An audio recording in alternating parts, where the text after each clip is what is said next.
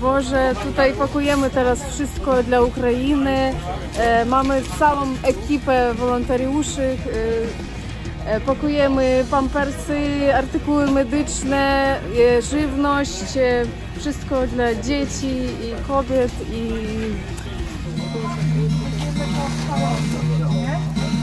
Chodź mi się trochę.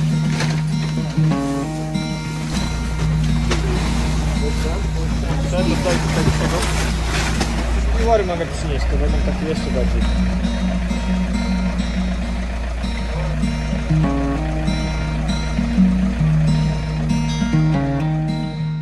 W dniu dzisiejszym przyjechał do nas transport z Krakowa i przywieźli nam produkty medyczne, środki takiej pierwszej potrzeby dla ludzi. No i właśnie jesteśmy w trakcie rozpakowywania tego transportu.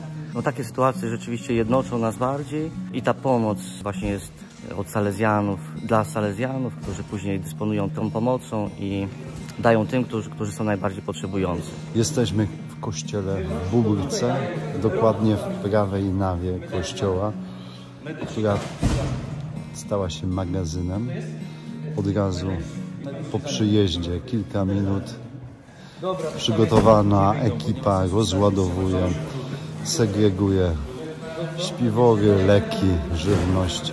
Niestety tutaj w Bóbrce nie ma wystarczającej ilości powierzchni magazynowej, więc kościół na czas wojny staje się magazynem. Będzie to rozwożone do Przemyślan, do Lwowa, jak i tych dalszych do Żytomierza.